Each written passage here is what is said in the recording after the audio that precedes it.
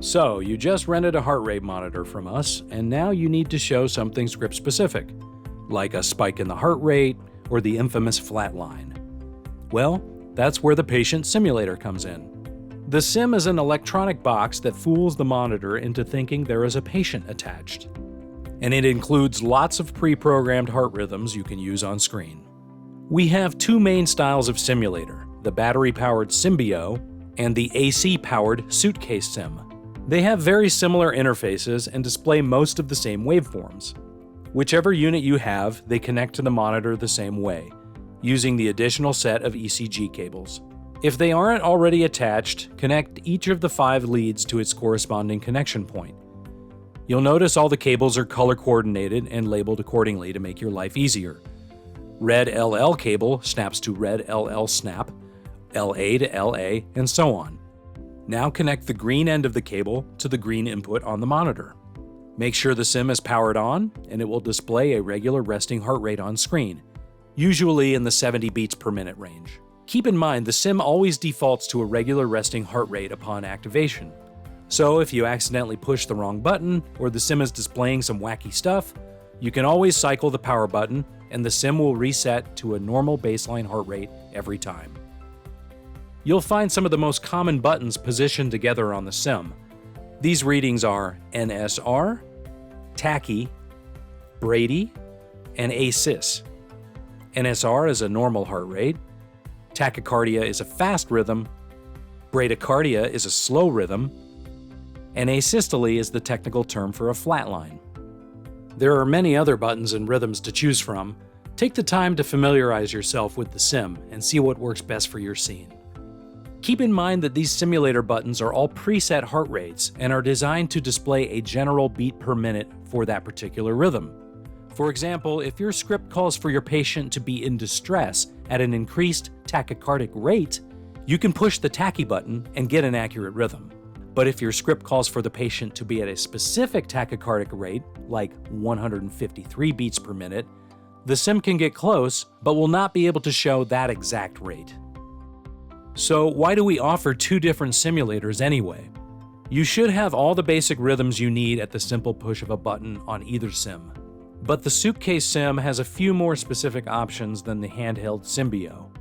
You'll notice a list of specialty modes on the side of the remote control. These are unique heart rates and arrhythmias that you probably won't need to use on a normal basis, but if you have a real medically accurate scene that calls for something specific like multifocal PVCs, you have that option here. Push the special function button, then type in the number of the rhythm you want to use. The simulator now displays that specific reading. A popular feature is Special Function 53. This allows you to adjust the current rate up and down in chunks with these arrows. Hey A1, if this sim is so great, why don't you just send it out with all of your heart monitors? Well, it may be a better sim, but it is also much bigger and needs to be plugged in. So if you need to simulate a monitor that is in transit, the smaller Symbio is the way to go. That's why you will usually see the Symbio sim paired with our smaller heart monitors, while the big sim goes out with the larger, more stationary monitors. But if you have a preference, let us know and we can accommodate you with the sim of your choice. Also, please note that since the Symbio is a battery-powered unit, it will automatically shut off after not being used for 30 minutes. To prevent this from happening, press and hold the convert button and press power. The activation light will blink a few times. Release the convert button and the light becomes solid. The sim will now stay on indefinitely until the batteries run out or until you shut it off. The next time you restart, you will need to repeat this step again if you want the sim to remain powered without interruption. The simulator is the best tool for showing something script-specific on the heart monitor. But what do you do with all the rest of these provided patient cables if you're not going to connect them to the monitor? Well, at this point, those become what we call dummy cables. They should be attached to your actor simply for looks, and the end of the cords can be tucked under the bed. Since your simulator should remain off camera as well, you can have everything under the bed, and with the camera at the right angle, the audience will never see that the dummy cables are not actually connected to the monitor. For all they know, the cables drape down off the bed and then loop back up to the monitor. If you set it all up correctly, no one will ever know you were using a simulator off camera. Gotcha. Keep in mind that unfortunately, the simulator can only simulate heart rhythms and cannot recreate pulse ox or blood pressure. If you want to include these on screen, you will have to attach these cables to your actor, as discussed in our cable placement video. Then their real vitals will show on screen alongside the simulated vitals. Just keep in mind that any difference between the real and simulated readings could be evident to the viewer.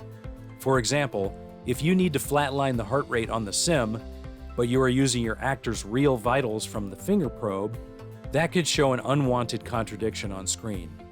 In cases like that, you need to decide what will work best for your scene, using the simulator by itself, or a live reading, or both together. If you are using the heart monitor in conjunction with a defibrillator in your scene, you may also want to simulate a spike in the rhythm for each shock that is delivered. If you are using the suitcase sim, there is a defib button that will create this spike. If you are using the Symbio sim, there is no specific button for this, but it is easily accomplished by quickly removing one of the electrodes from the sim and reattaching it. This will create a sharp spike on screen, simulating the look of energy entering the patient from the shock. Then you have to decide whether the rhythm goes back to a good rhythm or a bad rhythm. Did the shock help the patient or not? That is up to you and what is dictated in your script. As you can see, the simulator is a very powerful tool to help sell the illusion on camera. Hopefully this video has given you all the information you need to use it successfully. But if you still have any questions, feel free to reach out to an A1 team member. Goodbye for now, or should I say, simulator.